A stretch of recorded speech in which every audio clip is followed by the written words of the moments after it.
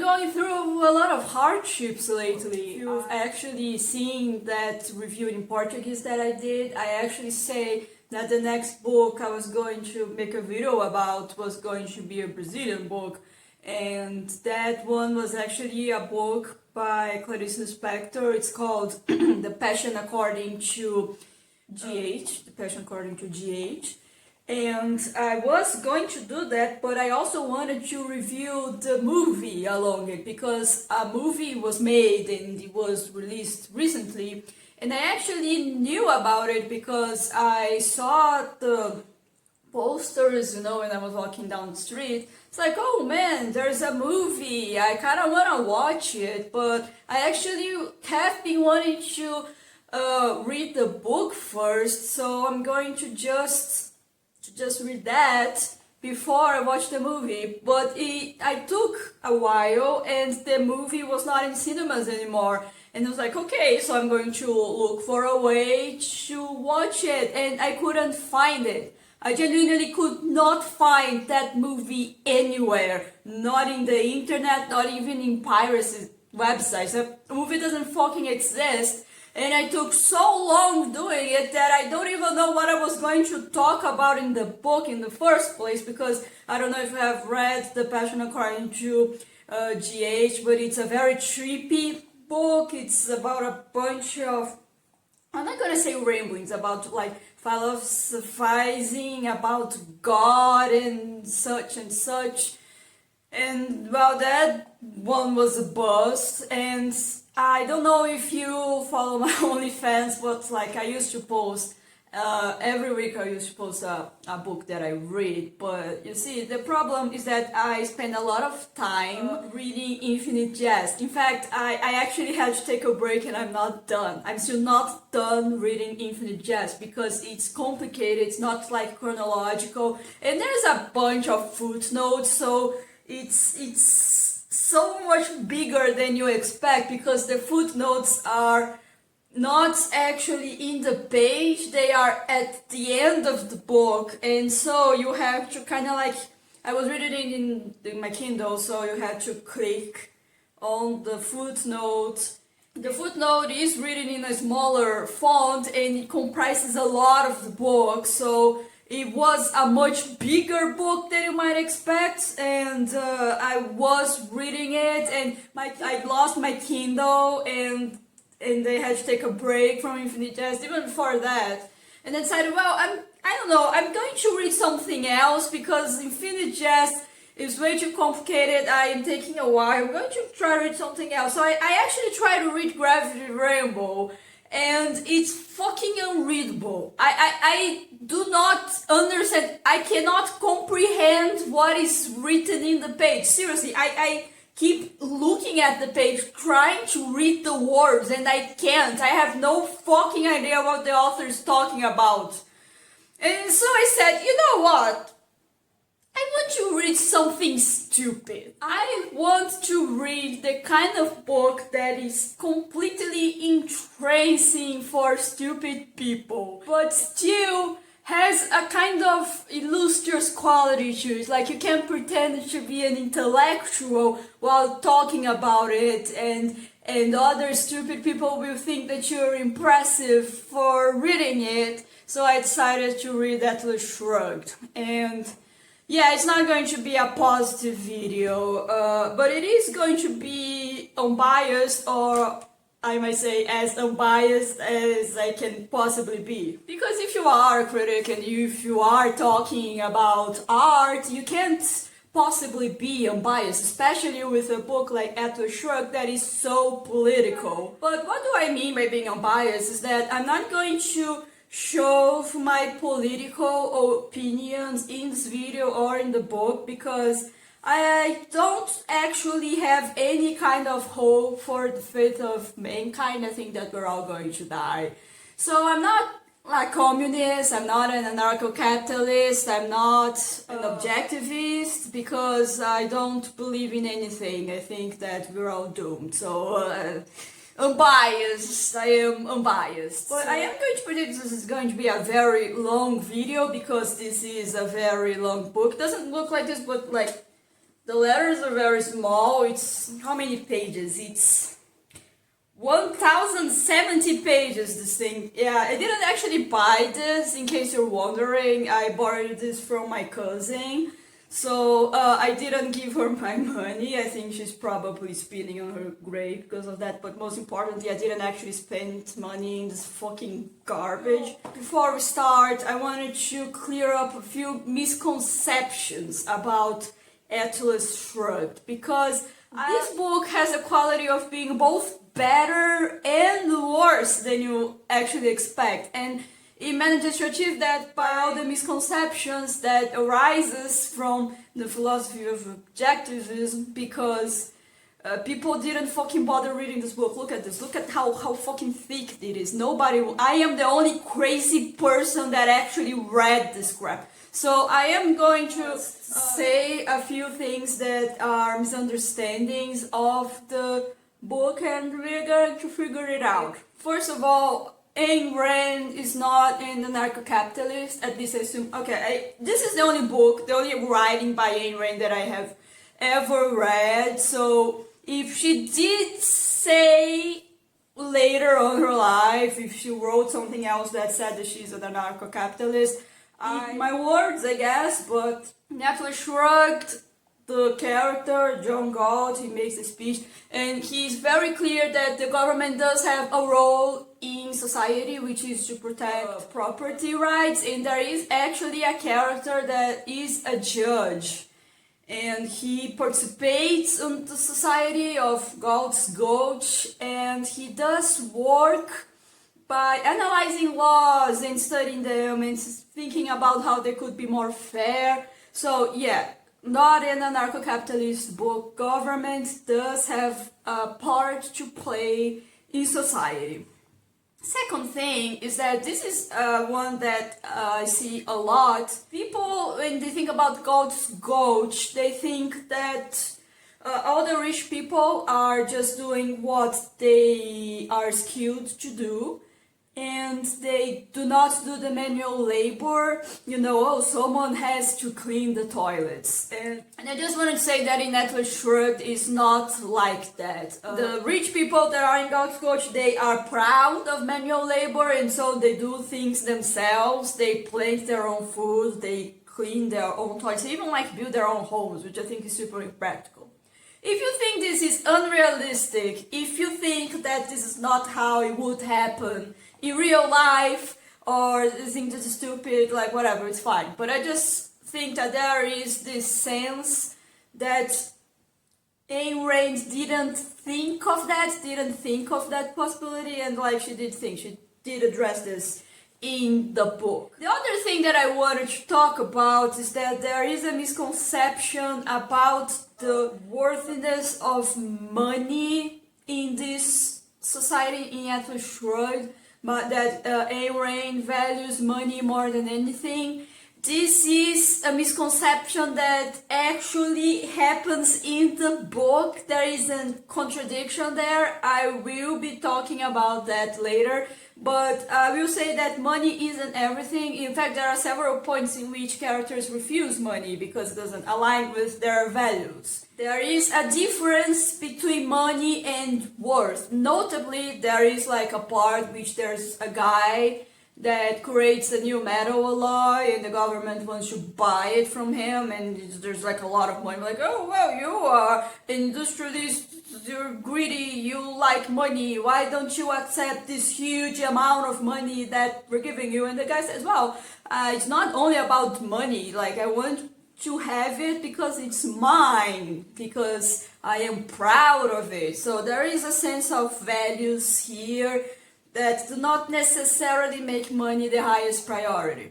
There is also another misconception that Ayn Rand is not a moral person, and that objectivism is not a moral philosophy. I will say that Ayn Rand is actually a very moral person. She's actually so moral that she believes that her moral values are objectively right, hence the name, objectivism. But I will say this, Ayn Rand does not like altruism. So, in a sense, it doesn't like what we consider to be moral, which is altruism. But she does have her own code of morals. Most famously, like, you shouldn't live for another person or ask another person to live for you. You should not force people to do sacrifices for other people, and you shouldn't allow useless people to benefit from your sacrifices. That's her morality. And finally, this is also a misconception that I've seen, that Harry Potter objectivist fanfiction. Have you ever read that? The thing that someone wrote. It's all tongue-in-cheek, of course. But there is like this thing where Ayn Rand doesn't believe in love. Like, she believes that all relationships are only materialistic and love doesn't exist. Ayn Rand actually thinks that love is a material thing, that you need to offer something for someone, that you do have an exchange of values. And she's not really a firm believer in monogamy, or at least that like you should stay with only one person for the rest of your life. But she does believe in love. She does believe in the capacity of people to connect with each other, but she considers it to be a kind of trade that you are trading. You need to be able to offer people something to expect love in return.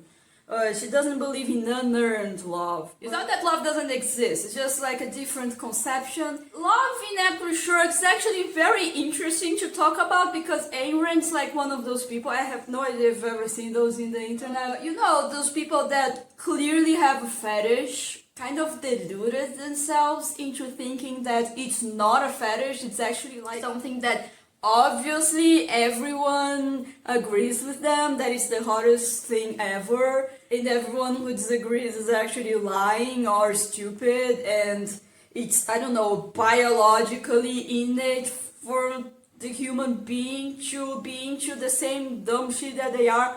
Actually, let me quote the book on this one. This was in the God speech. Hold on. And to indulge your ugly little shams, you support the doctrines of your teachers while they run hog wild, proclaiming that spending the effect creates riches, the cause. The machinery, the effect creates intelligence, the cause. That your sexual desires, the effect, create your philosophical values, the cause. So you see, because Ayn Rand is objectively right, is objectively moral, then fetishes, her sexual attraction is objectively right. All sexual attraction comes from like your philosophical or political values, which, you know, I can speak this for experience. I mean, I am a huge supporter of the American imperial unit systems.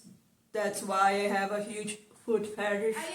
I do believe that even if you have absolutely no interest in objectivism, or you simply do not care about it, I do think it's important to clarify those misunderstandings, because if you hate objectivism, it's fine. I also not the greatest fan of it, but you know, you should probably like try to hate things for the right reasons, you know. You don't want your hate to be blind and to be stupid. It's much better to have hate that is correct and moral, if you know what I mean. But, you know, before we actually start tearing into this book, I do want to highlight some things that are good about it. I think that, like, when we start talking about the negative aspects of this book, I will very concentrated on it. I will be very passionate about the hating, and I will not want to interrupt myself while I just completely shit on this book. So I will talk about the positive stuff right now. First of all, I will say that the mystery, the plot of this book is well planned and well made. I mean, this is essentially a mystery novel, kinda. I mean, I don't know if you have seen spoilers. The whole mystery about, oh, why are all the rich people disappearing, you know? Oh, what's going on? It's actually well done. I will say that. You do get intrigued over what exactly is happening. And I do like the whole planning railroad shit. Like planning you have to do to get the tracks, and you need to buy the shit, you need to build it, and then you need to control the flow of trains. I think that stuff is really interesting. I do like that. And I like reading about this stuff, about logistics and about like the specifics of running a specific company. I actually do enjoy it. And the book is easy to read. I mean, I know that when I was reading this on my Kindle, I just got the percentages going up and up very fast. Meanwhile, Infinite Jest was like snail crawl. It is a very easy book to read. So if you do actually think, hey man, I do want to read more about objectivism, even if it is to shit on it, go to read it. I mean, it is going to take a lot of time from your life because it is a really long book, but it's not going to be extremely hard to read until you get to the third act, but we're gonna talk about that one later. And I do like certain aspects of objectivism. I know that like I was reading the infamous God speech and he did say a bunch of things that I agreed with. For example, I do agree with the idea that basing our entire society over the Christian values, and those Christian values being that we are all born with original sin and we're all sinners. I don't think that this is something that I vibe with also.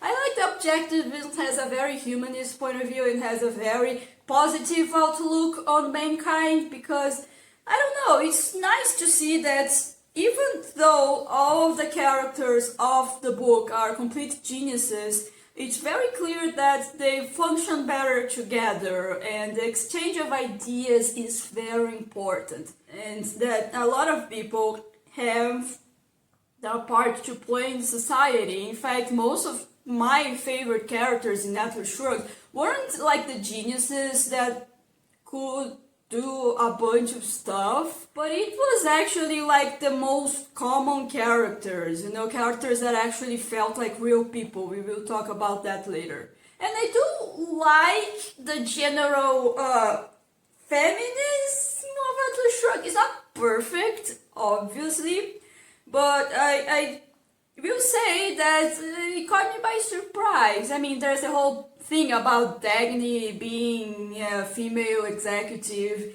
and it is not a plot point, but kind of a point in the book where people constantly question Dagny's skills because she's a woman and she should stay in the kitchen. But she's like a very competent person and her own woman, and she engages in various romances in the novel. She has sex with like a bunch of different guys, and it's not treated as bad. Like the guys that she has sex with are completely okay with that. They like, well, I do understand that you wanted to go and fuck this guy because the guy is actually pretty cool. He's actually really nice, and like maybe I want to fuck him too, who knows. I like the conception of love that After Shrugged tries to bring, because the love that all the strikers they feel for each other is part of their love for humanity as a whole. It's pretty cool, and they do say, yeah, we love each other because we love our work and we love what we do and we love that we all share this passion for life. Like, I'm not gonna go and say that Atlas Shrugged should have ended with a polycule or something. I think that is tacky to say that.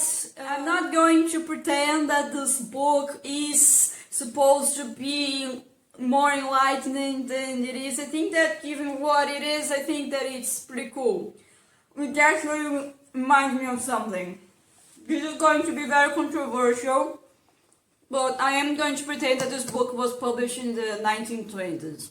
It was. It's actually very funny because I was watching Boardwalk Empire, and I thought to myself, wow, I wonder if Ayn Rand approved of prohibition, because, I mean, obviously she's not really that keen on government, but I mean, she is a person that thinks that you should be applying your mind to shit, but she also, like, there are points in the book where the characters, they very blatantly break the law in order to do stuff. Most notably, Reardon had to negotiate with like some fucking guy that is homeless, and a bunch of people are homeless, and they basically like decided to mine iron ore themselves and sell it to Reardens to get money because they were super fucking poor. And Reardens like, well, in another world he could have been a great entrepreneur, but now he's just breaking the law and spontaneously like mining shit.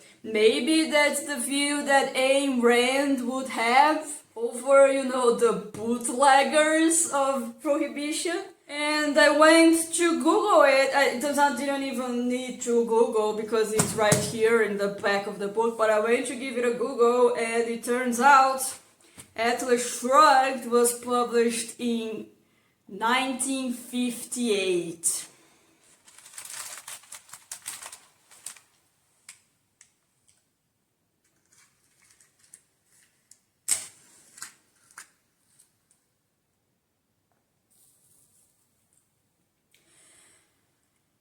Yeah, so I'm gonna have to pretend that this book was written in the 1920s. I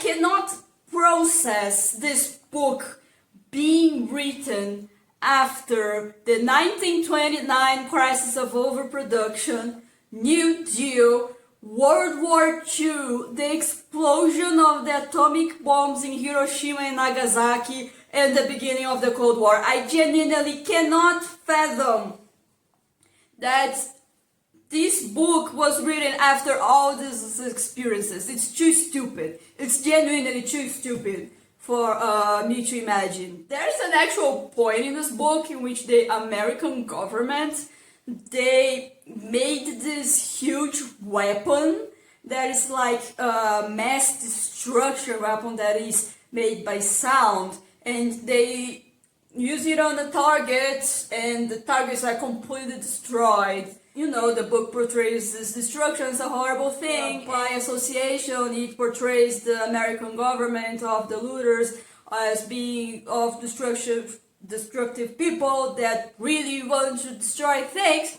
And I was reading that, the whole time I was thinking, well, I mean, it is better than nuclear bombs. At least not raining radiation on everyone. It's not dooming generations of people to having birth defects. It's not having this horrible radiation pollution affect the entire area for years. This government isn't worse than the actual real American government. It's really crazy. So yeah, I'm going to have to pretend that this book was written in 1920s because it would be too fucking stupid to have to deal with this. It's terrible. I hate this. I hate this.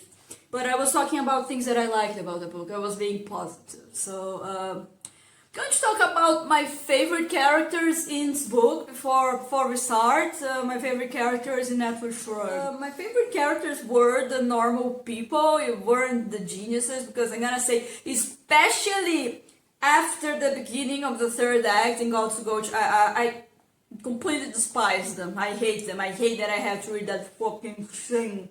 I do like reading about the normal people. One that comes to mind is Eddie Wheeler's, like the guy that helps Dagny. A lot of people think that he's a simp for Dagny, and he kind of feels like it, but it's a little weird. Like, there's a point in which Dagny quits her job and goes away. And when she comes back, Eddie is still working at Taggart Transcontinental, but he didn't want her to come back. He was like, oh man, I can't believe that she came back. She didn't go away to do something better with her life.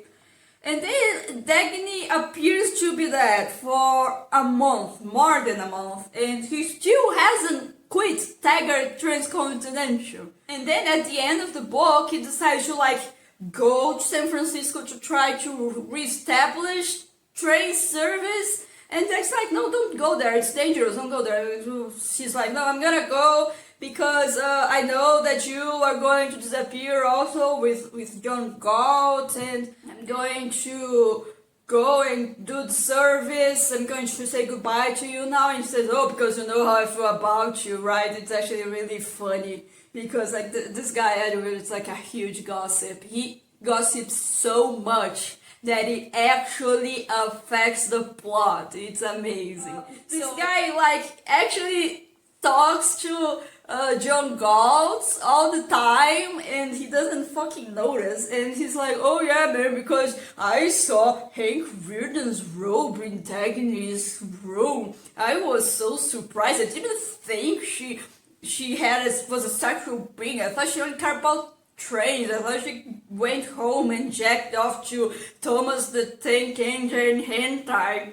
But yeah, apparently he likes her because everyone's book loves Dagny. It's actually kind of creepy. And then he goes, he establishes services on the trains, he's coming back, and I knew that he was going to die in the desert. This is a spoiler that I had. But the impression that I had was like some bandits would fucking drag him and drop him in the desert, Quantum of Solace style. But no, he's like in the train, and the train stops, and a wagon comes by, like, "Oh well, if you pay us, we can like take you somewhere else, not stay here in this train to die."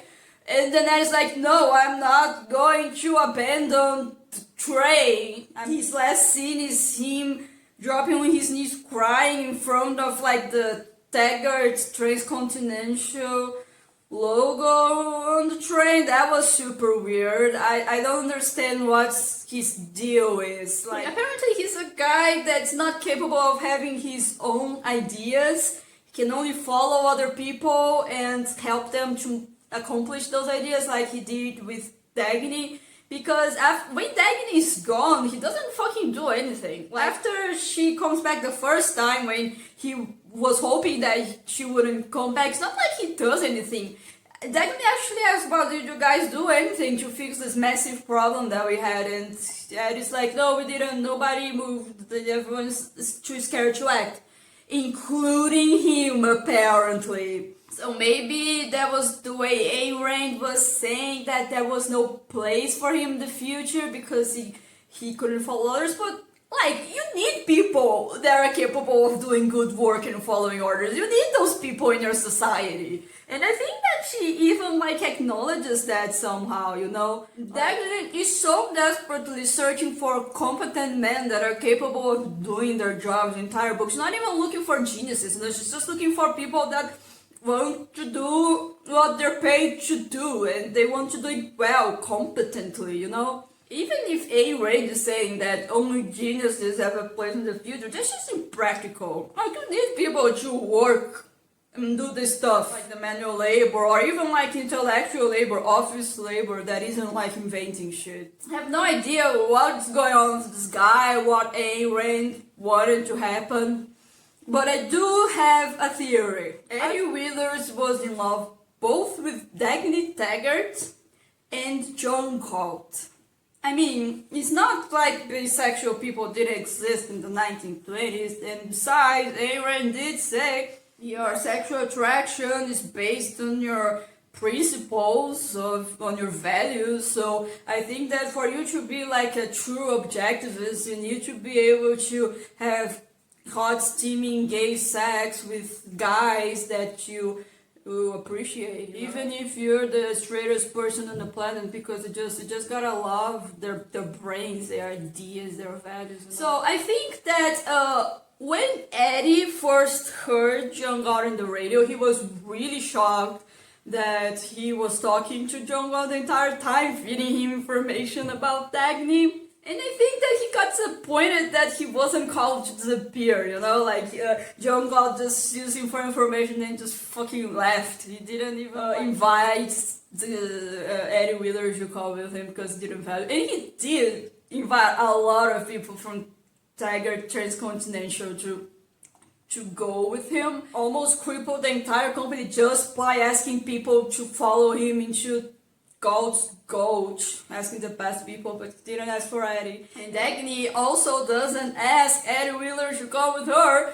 So he was like, yeah, you know what, I'm gonna fucking kill myself. Like, none of these people that I love want me to come with them. I'm just gonna fucking die. I don't know. I'm going to try to save Taggart Transcontinental because I like it. I work here my entire life and I need to stay with it to have some kind of hope and for the future.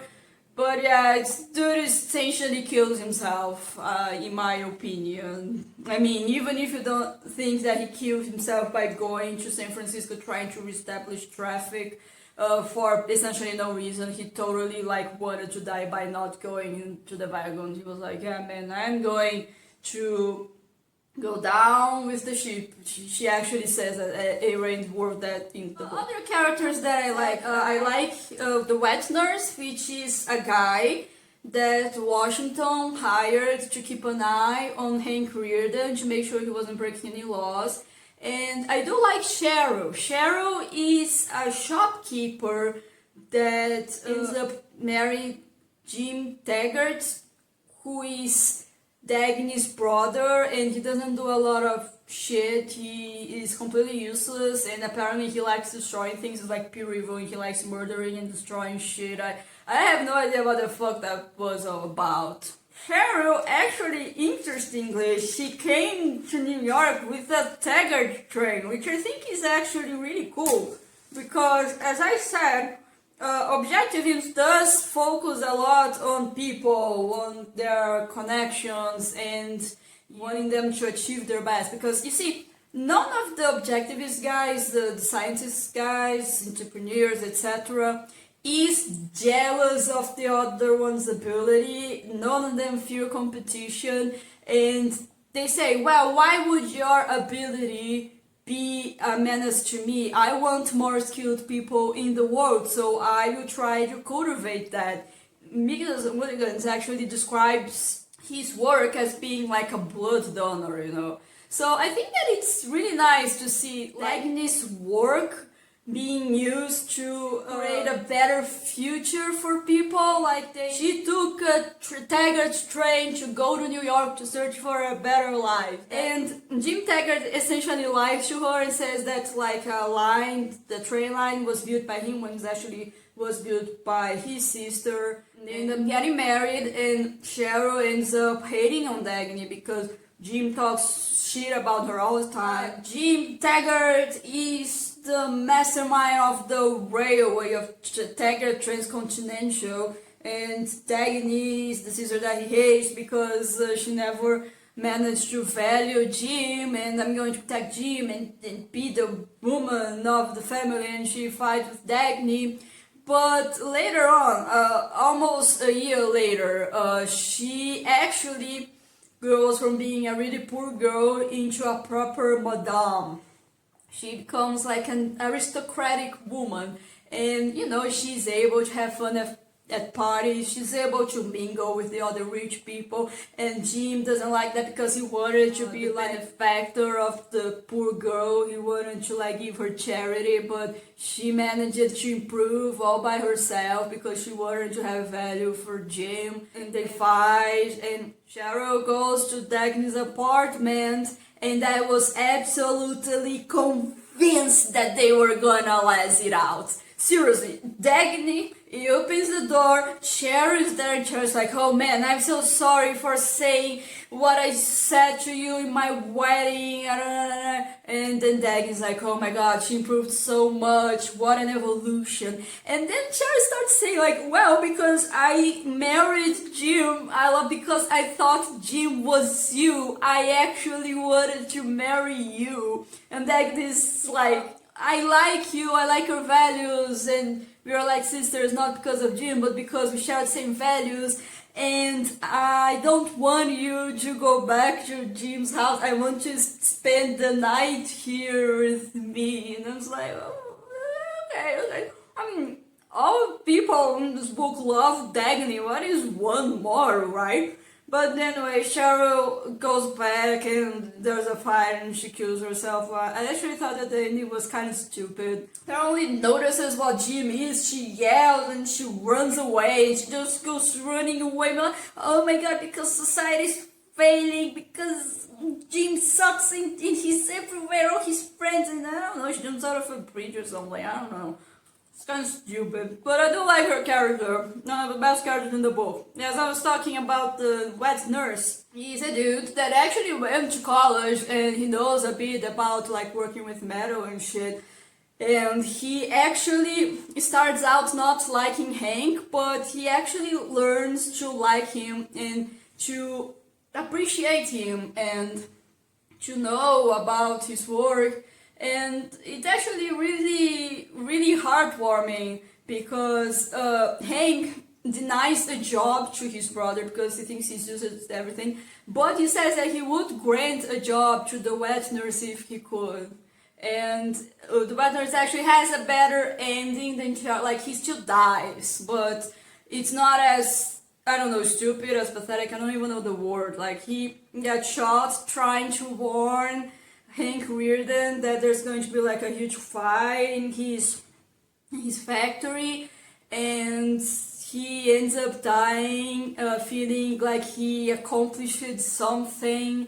I don't know, it's pretty cool. I like this character. As I said, I think that it's really easy for you to write like a society full of geniuses, and the geniuses be like, oh my god, I am a super genius, I can do everything that I want, all my business go smoothly and perfectly, and I am great at everything. But when you actually come down to these actual people that actually exists and could exist in our world, I think that Objectivism shines a little bit more, because it does show, like John Galt said in his speech, it's not really that big of a deal if you don't know something, but you gotta always be open to improvement, to know more. I think it shows more with, you start with these people that are flawed, but they end up improving and becoming better, and because of the world that they live in, the world of the looters, it ends poorly, and it does make you feel the tragedy a little better.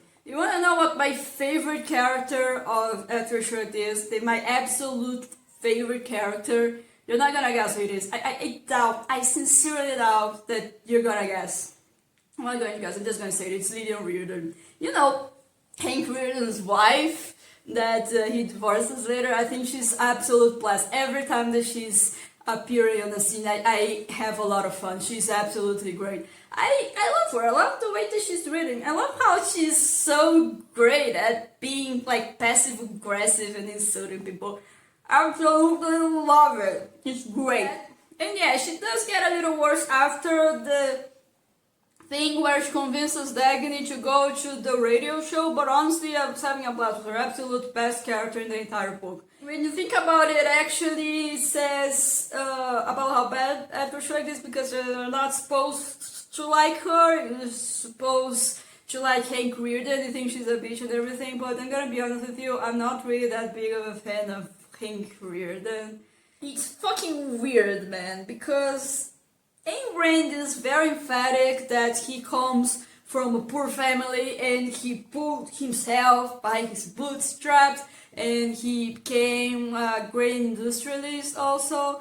But she keeps talking about his family like they were a bunch of useless people that only care about high society and shit. And I don't know, it's weird because she went on to say that his family was poor, but she never showed that his family was poor, right? There's like this weird scene in which his family is begging him to give them money so that they won't die and starve to death, and his mom is like, oh my god, why won't you have pity on us? And Hank is like, oh man, I'm not gonna have pity on you because you're all like a bunch of bloodsuckers, I don't know.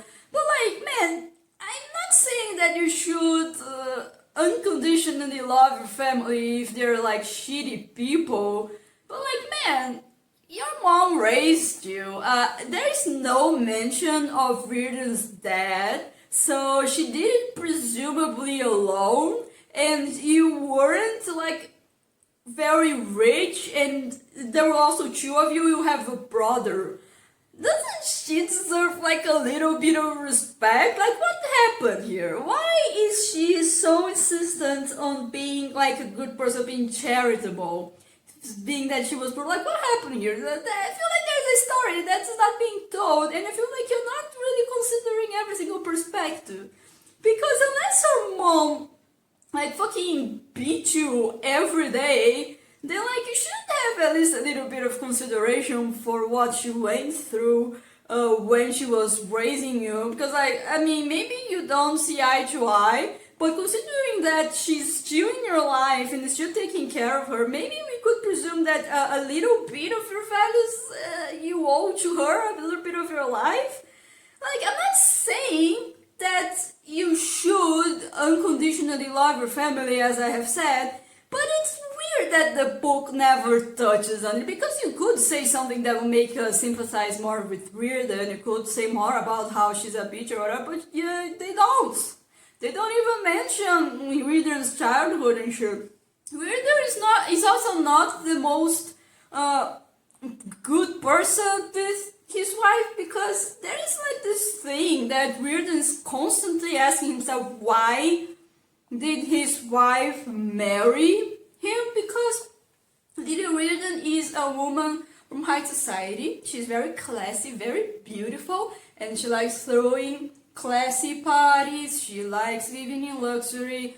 And he's like, man, why did this woman marry me? Because she doesn't like my job, she doesn't like my meals, and she doesn't like me talking about them. But you see, the thing about Hank Reardon is that he is a person that is very judged by people, because he's a factory owner and people think that this is bad. People think that he is very greedy, he only cares about money, and he does absolutely nothing to dispel this assumption, even though he could very, very easily like hire PR people or just, I don't know, donate some money to charity. Like, if you don't want to do that, whatever, it's fine. But if you marry someone from high society that has friends in high places, that likes being flattered, that likes having a reputation, are you really that surprised that she's going to talk shit about her job? Are you really that surprised that she's going to try to get away from your public image of being a selfish person? Because let's be real here, we can ask ourselves why Lillian married Hank, but we can also ask why Hank married Lillian. It takes two to tango, you know? And it is actually really interesting, because it does imply that Hank wanted to conquer Lillian, that he saw her as a prize, that he wanted to conquer her, because he came from a lowly background and she was this rich elite and beautiful, and he was like, man, I want to be, I want to conquer her, and I want to do that, which, you know, is much more shitty than whatever Lillian's doing, because I know that they do this thing about, oh, because Lillian wants to destroy Reardon, but I don't buy it. It wasn't easy being a woman back then in the 20s or even the 50s, even in 1958. It was a shitty time for you to be a woman. People expected you to marry and marry well. People expected you to become a mother and to be a family person. Actually, there's like a scene, not gonna look it up, like a scene where she talks to Dag and it's like, oh, because I think that to be a wife, you need to sacrifice everything for your husband. And maybe she was lying, but this was like a belief that she thought that people believed it enough to tell each other people, and Dagny's response was clearly meant to be like revolutionary.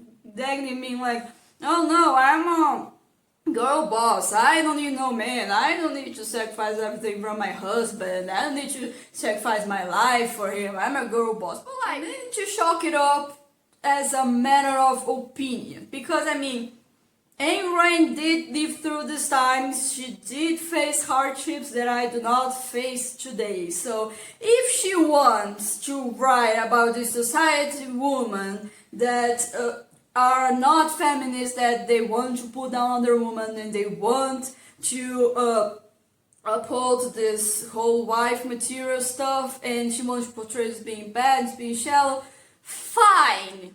It's fine. I'm just going to chalk it up as a matter of opinion, because I mean, she does have a right to have an opinion about this kind of thing being bad, because she did have to suffer through it more than I had.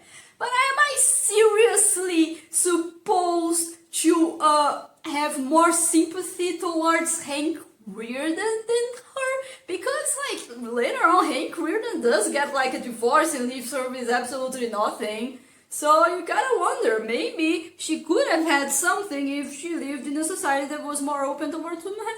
But what do I know? It's actually kind of heartbreaking, you know, because there's a point in the story that Lydia is going to have a party for her wedding anniversary, which Hank not only completely forgot, but apparently doesn't care about, and she's begging Hank Reardon to go. She's like, man, just pretend that I am one of the businessmen that you do business with, except that instead of you going to a meeting, you're going to go to a wife's party. I mean, I can ask for that. I'm your wife, right? And I don't know, it's so heartbreaking. There is like a point in which Hank, he takes responsibility over the fact that he married Lydian, and he decided to sign a contract and a social agreement that he was going to be her husband and was going to support her. And he says, oh man, I don't really understand why you want the things you do, Lydian, but I will try to support you whatever way I can. I thought that was like sweet. I thought it was a responsible thing to do, but it turns out that I wasn't supposed to think that. That it was really dumb, really stupid for you to want to someone else to be happy and for you to accepting the responsibility of you signing a literal contract saying that this person is now legally your wife, you know. There's even like a point later in the book where someone blackmails Hank Reardon because he had an affair with Dagny, and they're like, wow, Dagny is going to suffer the most if this comes out, you know, because society is very sexist, and they're going to see you hang out with Dagny as if you were conquering her, and she's going to come out as being this slut. And Hank Reardon is like, oh man, that's right, she will be doing that. I will sacrifice my most important thing to stop this blackmailing shit, to stop them from tarnishing Dagny's reputation. And I am going against my principles doing that, but I am a man, I am going to take responsibility for what I did. And like, yeah, okay, so you can do it for Danny, but you can't do it for Lydia. No man, it seems like you owe Lydian more than you do Dagny. Whatever. So yeah, I guess we're done talking about the positive things. I guess we're just going into full hate territory now. So let me just say this. I know that I can shit a lot on Shrugged's politics, shit a lot on Objectivism, and I will, don't worry about that. But I just wanted to make something very clear. This book is very poorly written. Like, outside of the political context, political shit, this book fucking sucks on a writing level. There are scenes that I can tell that they don't work, and it's not because of the beliefs of the writer, it is because how she writes them. And this book is fiction. None of these people are real. None of these events are real. She could have just written whatever she wanted, but she did it poorly. She did a shit job. If you're going to read Atlas Shrugged, let me give you one drinking game for you to participate. Yeah. Take a shot every time someone shares a cigarette with another person. I mean, as a gift, not paying, just be like, I'm not smoking, here's a cigarette, you know, like people do. And I do understand the point of doing that. There is a metaphor here, like they actually go through a lot of lengths to explain it. There's like a guy that, I don't know, really likes cigarettes, and he tells that he's like, oh man, because I think that cigarettes are like the thinking man's symbol, because if you have a fire in your mind, it's only fair that you also have a fire in your finger, something like that.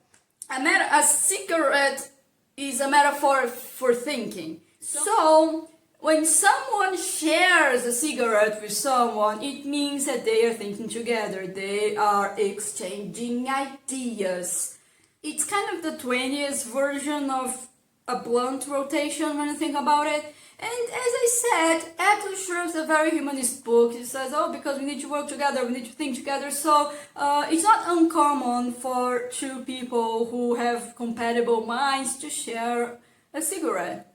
However, there is like a point in the book in which Dagny is in God's goat, and God specifically makes a point to say that you can't give someone something for free. Yeah, remember that he like asked to rent a car from a rich guy on God's coach, and he said he's going to pay the usual rate, that's like 25 cents a day. And then I asked, why bother like charging 25 cents a free? Just lend you the car for free. And God says, well, the word give is forbidden in Israel. It's like a real big thing, but people not only are constantly sharing cigarettes, like giving cigarettes to each other, but they're specifically sharing goat cigarettes. In fact, there's like a specific cigarette they make that's like has a gold dollar sign on it, and it's the best cigarette ever. And Dagny actually manages to smoke the cigarette because someone from God's Goat gave it to her. And she takes it to the cigarette guy to get it analyzed and shit. It's an actual plot point that someone from this society gave her the thing for free. And you wanna know the worst part is that in God's speech, he says that it's not a selfless sacrifice for you to give someone, like a friend, something that you don't need, that you can do without. Like, fucking, why even bother doing all this crap of like renting the car and say, oh, because you can do things for free? You could just not have bothered. It wouldn't make a difference. It is stated in God's speech that it's okay for you to give things for your friends if you're not going to miss them very much. It's shitty writing. It's just shitty writing. You could easily have written a scene in which John Gold rents the car, but Mulligan decides to lend for him for free. He says, well, I have an interest on keeping Dagny in the Gold's Gulch, so I am going to help you free of charge to keep her here because I will benefit from her intelligence, for her ability. Well, there you go. Just like reinforce the themes of the book, and you also avoid all this nonsense. Or alternatively, just give God his fucking card. Be like, I'm going to go with my card. There you go. Problem solved. Oh no, shitty writing just ruined it. There are a lot of metaphors in this book, and some of them just absolutely do not work. I remember one specifically that like Dagny went to Hank Reardens' office, and Hank Reardens like this business guy. He never does anything frivolous. He doesn't like spending money, and his office is just barren except for a jade vase. Okay, so this is obviously a metaphor. The office is barren and it's very professional because Hank Reardon is a very professional guy. But the vase is there because he also has something interesting. So, like, what is it? What is the jade vase a metaphor for? Is it a metaphor for his dick?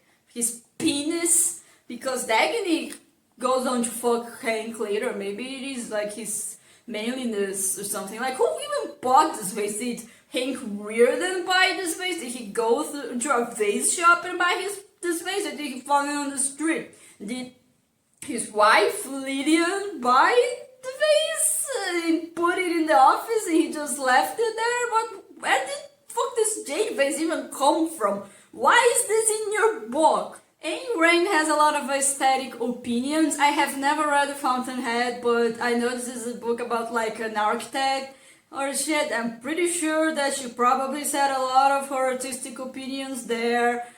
But it's very clear that she does have an aesthetic sense, and she portrays it as being the most objective thing ever, because she is a very big fan of like quiet luxury. You're not like making a mess out of it or whatever. you're just being quiet and just appreciating things. And in God's Gulch, in Mulligan's house, there's like a 14th century painting because apparently he enjoys art. But here's the thing. They make a point of stating that they didn't take anything from the outside world into God's Gulch. Because like, no, we're not taking anything from the looters, from their world. We're only taking ourselves, our minds, we're building everything here. So why the fuck is there a 14th century painting there? Where did that come from? Is there like a forger in God's Gulch that forged the painting from you? Or did you actually bring it, you know, from the outside world? What did you do, you fucking idiot? Like, Francesco actually brought like two goblets, silver goblets from his family, but he makes a point of saying no, because this is from my family, this is from my antecessor Sebastian Anconia, and he worked very hard with just both his hands to bring this cups, he earned it, and this is my family heritage. But like, what the fuck is the 14th century painting doing there? Why did you put it in your book? Yeah, so, yeah, there's a bunch of shit like this that happens. Like, it's not a political thing. It's not like, I don't know, I disagree with her views on poor people. I disagree with her views on something. It's literally poor writing. These are details that didn't need to be there, but they are. They are because Ayn Rand sucks at her job of writing competent descriptions, of writing competent metaphors, and keeping track of her values over the book. We'll talk more about that later, but this is a problem that actually happens, and it happens a lot. I know that it feels very nitpicky for me to be bringing this up, that she has this silly mistakes in her writing. Okay, first of all, there are books that are written by competent people that do not do this kind of mistakes. Like, I don't think that you should expect them in someone's writing, especially a book from more than half a century ago that is still being read today. I do expect that a book that managed to survive the test of time to be more competently written than this. But also, this is a fucking 1,000-page book. Nobody told her that it needed to be a fucking 1,000-page book. I'm pretty sure that nobody was like, well, we need this book to be longer. We need it to be a fucking doorstopper like this. I'm pretty sure nobody told her to do that. And these kind of things, they add up.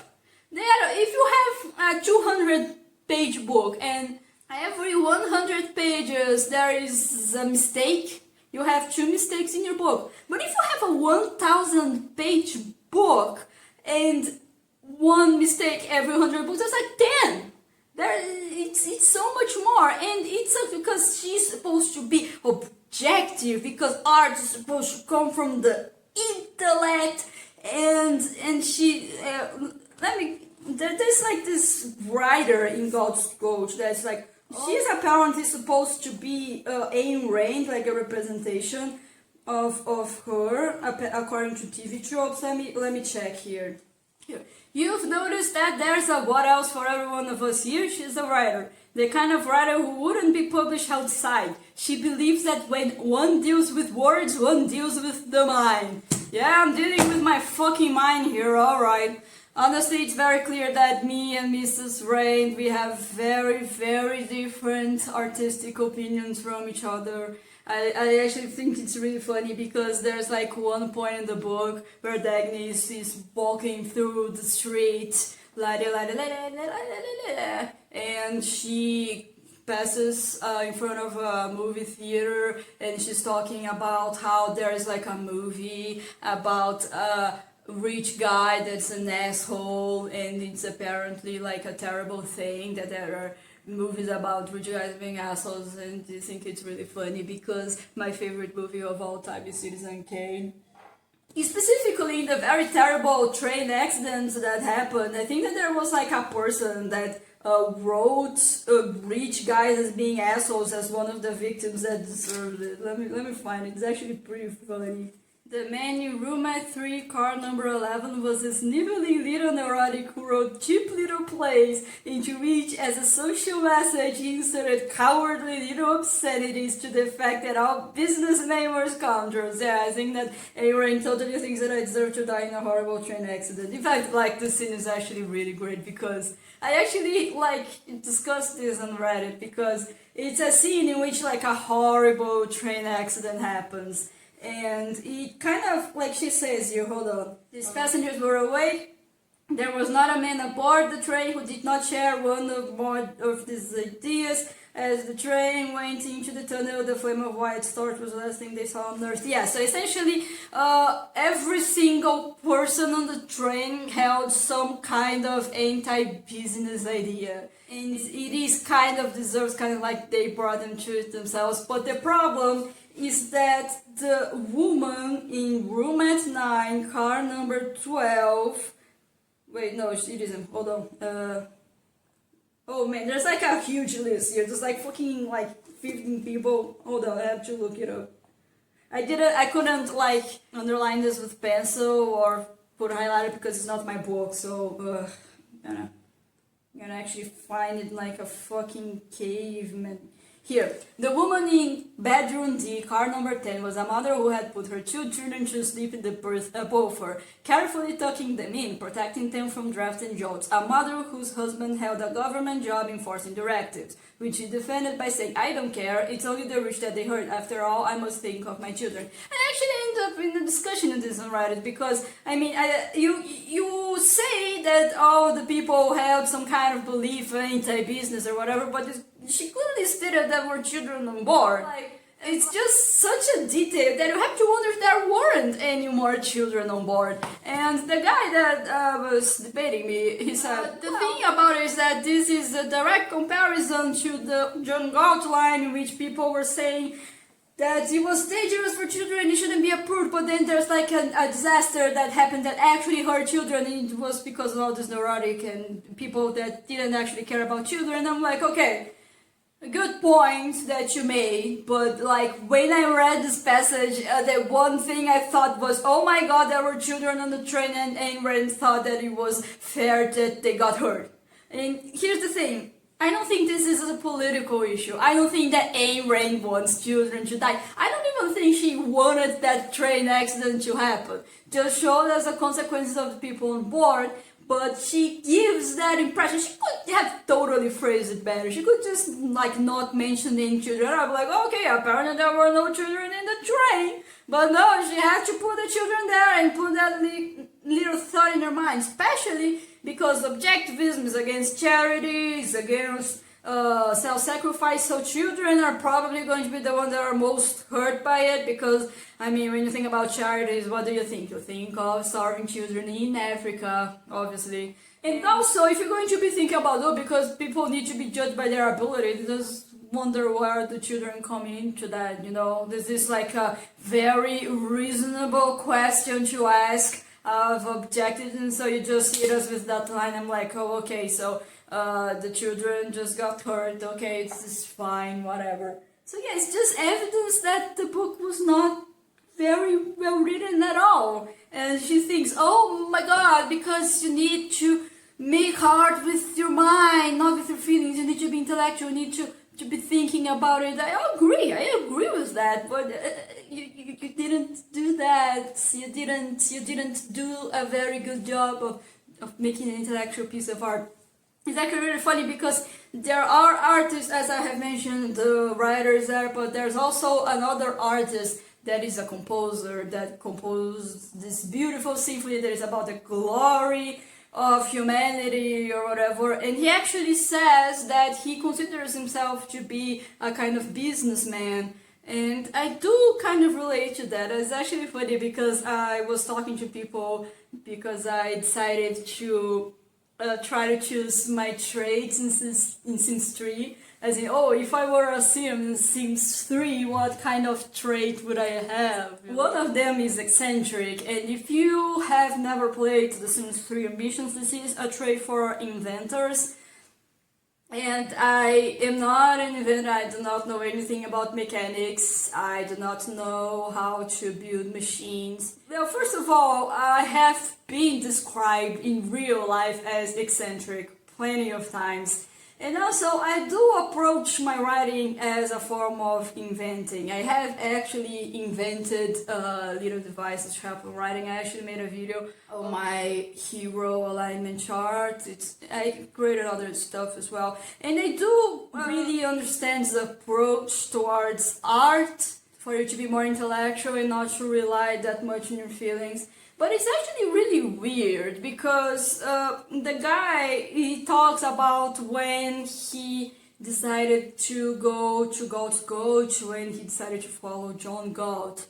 And he talks about when he managed to show his concerto in a very famous opera house. Dagny actually went there and she saw the concerto, she heard it, and she loved it, it was very good.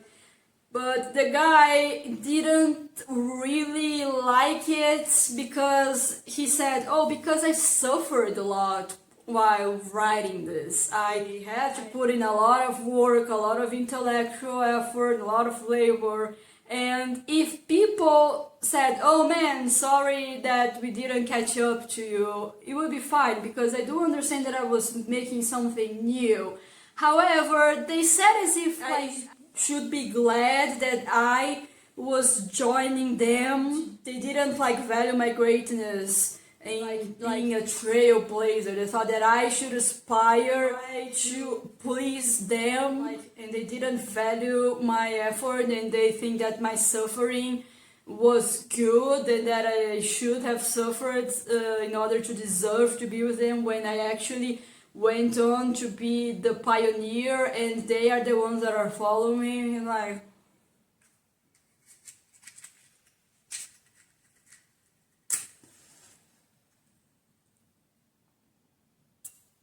let me tell you something about art. Art is not a necessity in human life. People do create art and they always will create art, but art isn't food. Art isn't water. Art isn't even like electricity in today's system. Art is not medication.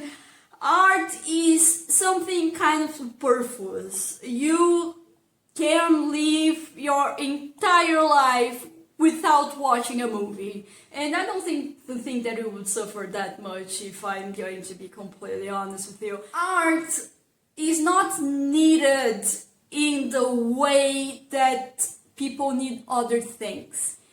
You need to appeal to them. You need to make them want to consume your art. You need to make them want to buy your art and to pay attention and spend their time and money on you. And for you to do that, you need to figure out what people want to see and give it to them, which is not an easy task, as you might have guessed from the absurdly low number of subscribers that I have.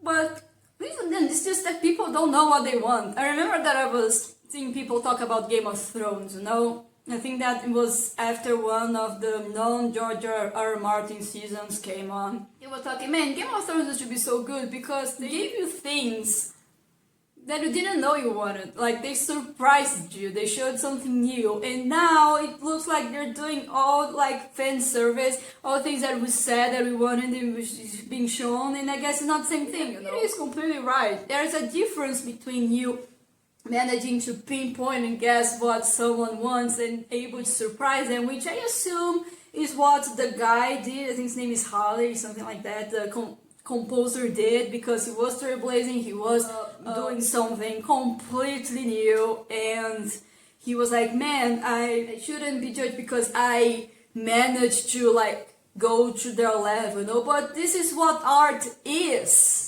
Art is you manage to impress people. If you impress a lot of people, it's the gooder your art is. Or, okay, there are other standards, obviously. Not everything that is popular is good. Not everything that is well made is good. It's a thing. It's a lot of debate. But the point is Your art is not like some objective ideal that people should learn to like or not. It's not like, oh, because I made a metal alloy that is better, it's more resistant, it's cheaper. It's not that.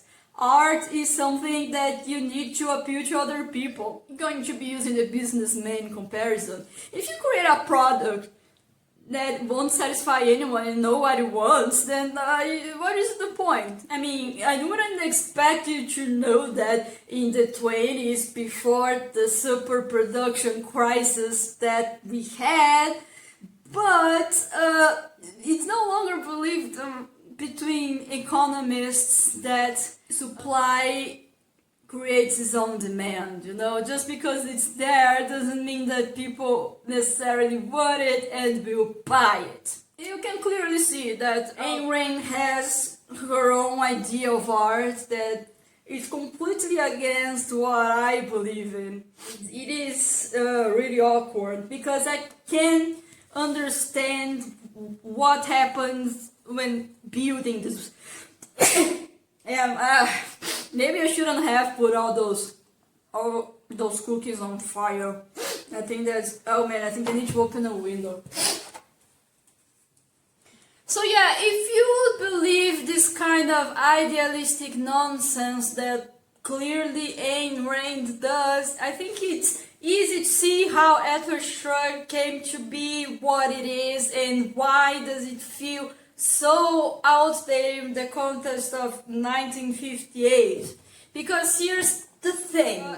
Ayn Rand is a believer of the school of economics that you can just explain everything by logic. You can just think things, and if they make sense, this is what happens. You do not need any kind of evidence in the real world to see if things really are what you think they are. Just if you logically think that, then it probably happens. Therefore, maybe she started writing this book like when she was 10 in her head, because it made sense. It meant that she didn't need to research her shit. She didn't need to update her stuff for what the context of the world is. Because, I mean, it's perfectly logical, therefore nothing in the real world could contradict this. It's not like the US government would create a weapon that is so much worse than I created in my own dystopian fiction about the government being taken over by people that want to destroy everything and steal everything from everyone.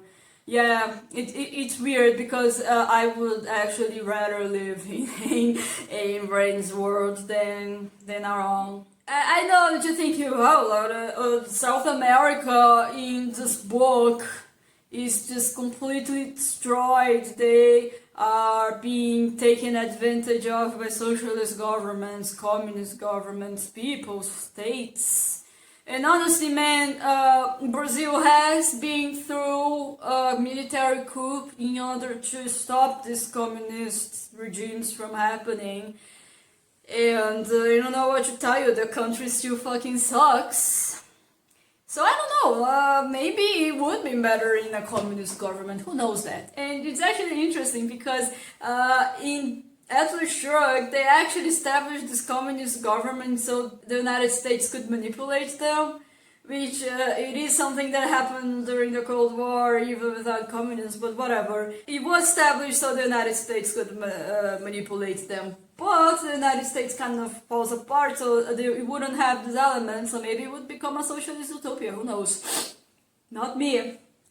Also, I just wanted to say something. I think that Ayn Rand is absolutely evil. Believe it or not, it's not because of her philosophy of selfishness. It's not that. Because I can understand where does that come from. I can understand that if you're living in the 20s and you have a bunch of religious people around you and you're also a woman and a lot of people are saying that you need to sacrifice yourself for your home, for your husband, for your children. I can completely understand why you would go and defend the philosophy of selfishness. I really do. The thing that makes Ayn Rand evil is her complete unwillingness to question what she knows and to listen to other possibilities. Because it is a point in Atlas Shrugged that you need to listen to your own mind, to your own rationality. And you can't just listen to what people are telling you. You need to believe in what you know yourself. And yeah, guys, this is how you get anti-vaxxers. This is how you get those people that post images on the internet saying that they don't eat things with ingredients that they can't pronounce. Humans are animals. Humans used to be cavemen. Our brain was not built to follow logic like a rational computer. It really wasn't. And it's actually interesting because I think that Ayn Rand addresses this, because she keeps saying, oh, because people keep thinking that you don't have a mind, that you aren't a rational being. It has actually been proven through many works that human beings are not as rational as we think. First of all, we are very tribal people. We do look after our tribes, and we do try to block information that comes from the outside and does not agree with our perspectives. It's a thing that happens. This has been proven. But I would say this, even if you are a completely rational person or a genius, you don't know everything. You are not like a godlike genius that is good at everything that they do. It's actually something that happens in Atlas Shrugged, because in God's Gulch it's actually really funny, because there's like a guy that, I don't know, I think he used to do tractors, and he's just like raising pigs. It's like, well, because they said I couldn't eat bacon and raise pigs without them, but it turns out that I could, and I also couldn't do farm equipment because I'm better than them. I am a genius. I am great at everything. Ayn Rand's geniuses are this omni-genius kind of thing, because she talks about rationality, she talks about ability and skills, but it's kind of like a block or something. You have this intellect, which is a block, and ability, it's a block, and it's just like something that applies to everything you do. You could argue that, oh, it's not talking about intelligence, it's talking about ability and willpower, because if you want to do something, you work hard enough for that, then it is going to happen. So where does this willpower comes from? Is it magic? Did it come from the heavens? Like, where did it come from? And this magic willpower allows all those geniuses to be great at everything they do. But honestly, in real life, it's not going to happen. You're not going to be great at everything, and it's okay. You can accept the judgment of people that know better than you. If you go to the doctor and the doctor says something that you don't understand, he explains it to you, it's okay for you to trust his judgment. If the government tells you to take a vaccine because it significantly decreases the risk of you having the disease and also having cancer, it's okay for you to listen to the government. You don't have to think about your own rationality and come to your conclusions and then die of measles. You don't have to do that. You really, really, really, really, really don't. And it's actually interesting because in John Galt's speech, he actually says that it's okay that you don't know everything. What matters is that you try, you look for knowledge, and you can admit to learning and improving. But like, he goes on saying, no, because you need to trust your senses are always right. You're like, no, they aren't, dude, what are you even talking about? Yeah, your senses are always right. He goes around saying, no, because you know that the solar system exists, and not necessarily. I mean, a lot of people in the olden days didn't believe that the solar system existed, and they also had a human mind. Like, come on. There are people today that don't believe that the Earth is round and that we circle the sun, so people aren't as rational as you think, my guy. But he says that even if like you are meeting someone and that person is smarter than you, it is supposed to be a confrontation in which the person that is right comes out as being right and the person who's wrong has actually learned something so he doesn't lose. But like, it doesn't have to be a confrontation. Sometimes you just don't know things. It's not that hard of a concept, and that is why I think that Ayn Rand is evil.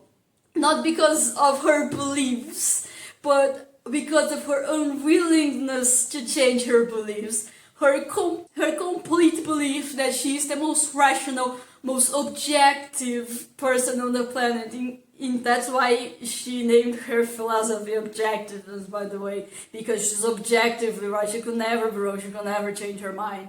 And that is why I think she's evil. Not even because of the whole selfishness thing, that you shouldn't give things to people or to charities. It is because of this, because she literally cannot admit to being wrong. This is why I think she's evil. So while we're speaking about like historical context and shit, can I ask you guys something? Like, if there's an objectivist in my audience and want to like drop by with a comment, why do you care about what the founding fathers have to say? If there's one thing that I have managed to capture from objectivism, is that objectivists really value progress, really value having new ideas and going through new shit, and this shouldn't be stuck to the past, but they also really like the founding fathers. There's this whole scene in which there are some bad guys in Washington doing a thing, and one of the guys keeps looking at the Washington Monument, and one of the bad guys says, well, because the ideas of the founding fathers are very outdated and supposed to be super bad because the founding fathers were fucking saints, apparently.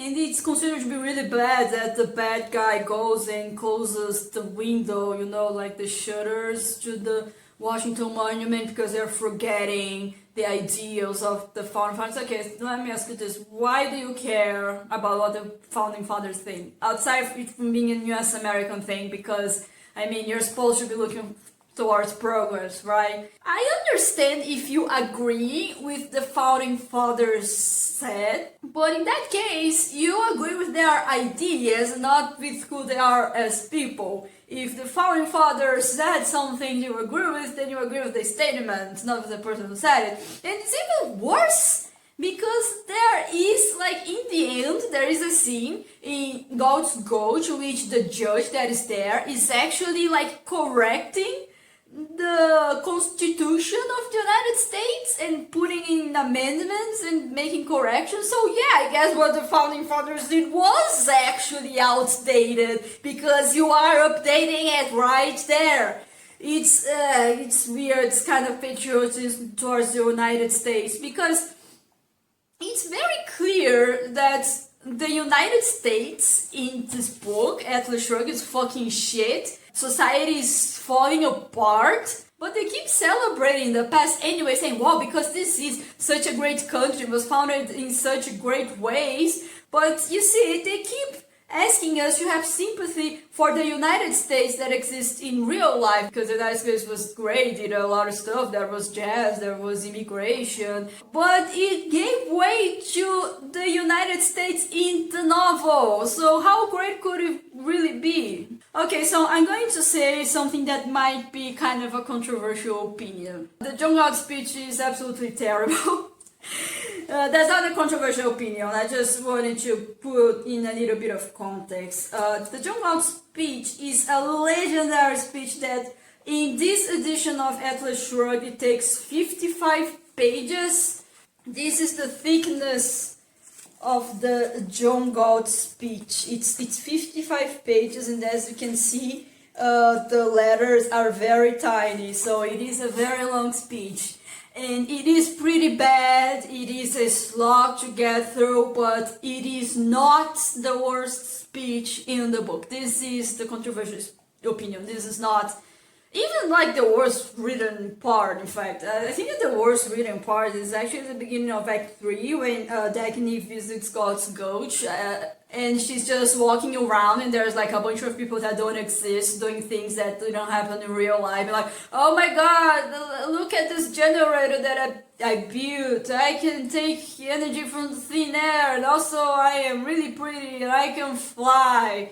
Oh my god, let's watch a play with the theme that has never been done before. It is really funny because she does use those words. She doesn't say what the theme is. It's just, oh yeah, it was a completely new theme. Gotta trust me on this one. You know, if you're writing something that has a theme that has never been attempted ever before in the fucking 10,000 years of humanity, I'm going to guess it's either going to be incomprehensible, high art garbage, or a really weird fetish thing. When I think about stuff that has unique themes, it's almost always related to video games, because video games are a very new medium. Like Universal Paperclips has a very unique theme. Maybe Homestick's more like an agglomeration of themes since it's so big, but I mean, it is very unique.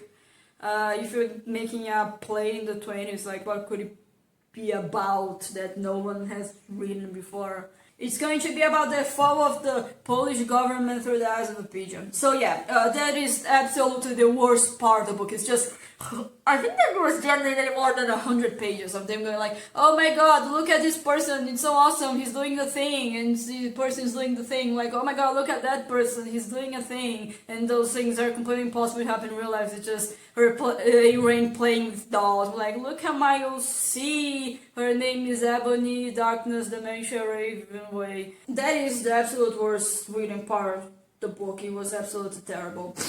But I'm gonna say the John Galt speech, not even the worst speech of the book. This thing, believe it or not, it's not that bad. I mean, it is pretty bad, but there are a few things going for it. First of all, the speech happens very near the end of the book. You have to read more than 900 pages of this book for you to get to the Galt speech. And at this point, can you really blame the book for assuming that you want to read 60 pages of Objectivist speech, considering that you've already read 900 pages of objective bullshit? I mean, honestly, at this point, you did it to yourself. You did, and that's what really hurts. Also, I'm just going to say that there are some things that Galt's speech does, like he talks about objectivist ideals that would not have been approached in the book otherwise. He, for example, it is the only part of the book that they meaningfully criticize religion, because Ayn Rand is a fucking wuss. She made an entire book talking about how being selfless is bad, and she doesn't even create a priest character or like shits on Jesus. There's like a character like the pirate, the son of a bishop. I don't think that this could happen. It's legal, but whatever. And he doesn't even say anything about Christianity. It's only on John Galt's speech when he talks about the idea of original sin and how it sucks. You shouldn't do that. It's the only part of the book where they meaningfully criticize Christianity. So I can't really hate Galt's speech for that. And there's also like another thing that Galt's speech has going for it, that it is diegetic. He is transmitting through radio waves and nobody can interrupt him. It makes sense that this guy would be able to make a 3-hour speech through really strong radio waves that they can't stop. There are way worse examples in this fucking book, let me tell you that.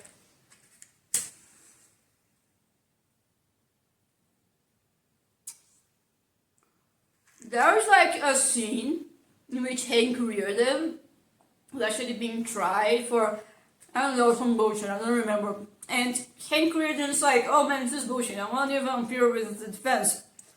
The judge says, hey, you don't have a defense attorney? And he says, no, I don't. And what would you expect to happen in the situation? Is the judge go, oh, okay, you don't have a defense attorney, alright, death. But they don't. Reardon gives this fucking awful speech, and the crowd all clapped. It is something really weird about Ayn Rand's writing, because you see, her writing is objective and logical, and everyone agrees with it. But her ideology is also hated in universe. I don't know, the Luthers apparently managed to fucking brainwash everyone. There's a guy that is saying that no book should be sold for more than 10,000 copies for other people to have a chance. First of all, no one believes that. That's just a guy you created to be mad at. Second of all, it's clearly stated that this guy, he repeats like this ideology, the Luther ideology, the selfless ideology that a lot of people agree with that society is based about. but he can't sell a lot of copies because he's not famous and not popular. Okay, so if this ideology is not famous and not popular, how is it around? How is it not it should be selling a lot of books because this is what people believe in. This is what they allow the government to become. But it isn't. It is sold very little. And the guy is saying that it should be selling more, and nobody buys what he's saying, even though he's saying exactly what society agrees. And every time an objectivist character says something, everyone agrees with them. It's cringe. It's terrible, and I hate it. But that is still not the worst speech in the book. It's not Hank Reardens. No. It's actually Francisco d'Anconia's.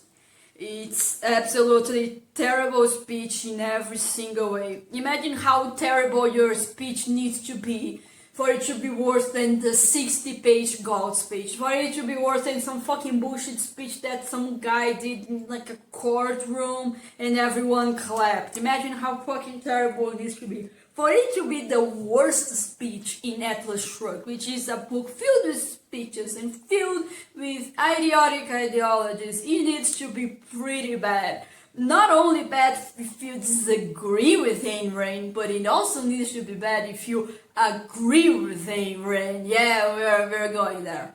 The thing about Francisco d'Anconia is that he's not a very well-built character. Genuinely, if you told me that the reason Francisco d'Anconia is the way he is because Ayn Rand wanted him and Hank Rearden to complement each other and to be the perfect gay couple, I would probably believe you. This book is fucking filled with yaoi. Holy shit. And Francisco is kind of like this guy that comes from a long lineage of rich people, the Anconias, that began with a noble Spanish guy that decided to come to the Americas and mine copper. And like apparently this guy just came here in South America and did everything by the book. He didn't exploit anyone. Francisco even like fucking takes down all his mines, blows everything up because, oh no, because the looters won't get the riches that my family built. Honestly, like, seriously, do you seriously believe that your family built all the riches, honestly? Even if you're saying that Sebastian d'Anconia, the first guy, was completely honest, do you really think every single person in your family that contributed in any single way towards the riches, they did it all honestly? They didn't steal from anyone, really, in fucking South America. Really, this guy, Francisco d'Anconia, actually decides to make a speech about how the United States is the greatest country ever. That is the only country that didn't have slavery. Okay, so let's assume that the United States didn't have slavery. And also, let's assume that it's the only country that did not have slavery. You do realize that you're saying that Argentina had slavery, right? That it had forced labor. Don't you think that this goes a little bit against your deals, like against the deals of your family? Don't you think that? Francisco does this fucking long speech about money. Okay, before we actually dive into the speech, I think I should probably mention that at this point, Francisco d'Anconia is pretending to be a stupid guy. But then all of a sudden, he decides to just burst in, like, you know how in musicals people burst into songs? In Atlas Shrugged, the characters burst into speeches. They're like really emotional. Yeah, I'm gonna do a fucking speech, and then they go to the top of the staircase and start monologuing and start doing like this fucking huge boring speech. And Francisco d'Anconia actually stops and he asks everybody, oh, if anyone has any issues with what I have to say, you can disagree with me, however, I can't take seriously anymore, because I read The Iron Heel, and there was a guy that did exactly that. Like, the guy was actually a communist. His name was literally, and I am not joking, Ernest Everhard. Ernest Everhard decides to give like a fucking speech, not actually a speech, he was doing like a lesson, like a class, because a bunch of rich people have asked him to do so, because they kind of like have a club in which they bring in interesting people to explain subjects to them, so it also makes more sense didactically. And And the guy is like saying, oh, because the socialists are going to win the elections, we have a lot of people, we're going to go to the ballots, we're going to vote, and we're going to sweep the country in a communist wave. If any of you have anything to say that you contradict me, that will prove me wrong, you're free to say that. And everyone was quiet, except that was one guy that stood up and said, no, you're not going to do any of that. Communists aren't going to take power because we have the guns, we have the bombs, and if you try, we're going to fucking kill you. And Anders Everhart says, yeah, that's the correct answer, that's the correct response. The only response that can be had is power. So yeah, I can't ever take this kind of shit seriously anymore when it happens, and I'm like, the guy just stands and says, oh, anyone that has anything to say against me, you can say it now, and everyone is super quiet because I don't know, man, it just feels stupid. Iron Hill is a good book, should read it. What would I say if I were with Francisco D'Anconia? I would get up and say, well, the purpose of a system is what it does. You can say a lot about how money is actually good, but you can't deny that money is a tool and has allowed the looters to arrive to power, to where they are today. The past has brought in the present. You can't give praises to a flawed past that brought a terrible present because the roots started right there. And the society before was also based on money. It was also based on capitalistic trade, and it still brought us here. The thing about money is that money doesn't really differentiate from its source. If you go to a bakery and you buy a cake, it doesn't matter where you got the $10. If you pickpocketed someone or you got it from your job, all that matters is that money is there. Money rewards itself, rewards its quantity. It does not reward its quality. Money is a tool, and the tool has brought bad results. When a tool doesn't work, you don't tell people that they're using the tool wrong. You design a better tool because tools were made to serve man, not the other way around. And the thing is that Francesco agrees. He is part of the movement of God's coach of destroying society and erecting a new one. He agrees that as good as the past was, it built a terrible present, and they need to fix this issue. They need to let society die and build a newer one. He agrees. So why is he saying all this crap about how great the past was, about how the capitalist system as it exists now is great and money is great? Why is he saying all of that? It isn't. You know that. You are trying to build a better society. If you go to God's coach, people are still using the dollar with like the Statue of Liberty, a new coin that they are making there that is actually gold. It follows the gold standard. It's not the dollar. It's a different dollar. Why does it even have the same name? I don't know, it's stupid. It's fucking stupid. This book is fucking stupid.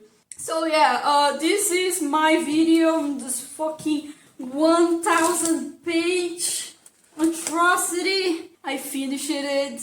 I did not let this book defeat me, but God, at what cost? Could have been doing anything. I could have been reading the Bible, but I didn't. I read Atlas Shrugged. But yeah, I'm going to turn this book, return to my cousin. It's fucking done. I don't ever want anything written by Ayn Rand ever again. I will be making more videos about objectivism. I intend to be squeezing 2 or 3 more videos out of this, but yeah, it's fucking done. Don't read this. If you want to read something about like a dystopic US government, people trying to defeat it, I do recommend Iron Hill. Iron Hill is actually on public domain. which is great because it's a very communist book. It's actually one of the first dystopias. It was before the genre was very consolidated, because usually when you read a dystopia, the dystopia is already there. The character is in the dystopia and usually doesn't really understand how it came to be, and they learn along the book. You know, it happened with Queen, it happened with 1984, even in Brave New World they talk to the overseer, I think, I don't remember the name. I don't hear this doesn't happen. It was about like a socialist movement that began, and they were going to take power, but the Iron Heel, which was the aristocracy, decided to not let that happen, and the Iron Heel was created and it was developing. It is pretty good, and might I add, it's much better than Atlas Shrugged, like objectively better, because there are actually like notes of real politicians and artists, what they were saying at the time. So there is actually some historical things, citations going on. And it's actually really great because it is about like a document that a woman named Avis Everhard wrote. Historians from the future have found this document and they are doing historical notes on it. So there's a lot of notes from the future, from when after capitalism was abolished. It's like, oh yeah, man, in those olden days, people cared about pets while people starved. I don't know, it's a lot of food for thought. It's a really good book. I highly recommend it. If you want to consume a work of art that is more objectivist, then I do recommend Nightcrawler. It's a great movie. It's about a guy that went to an online business class and now he just says a bunch of business bullshit all the time. I was actually in doubt between recommending this movie or There Will Be Blood, but I think that Nightcrawler is more objectivist.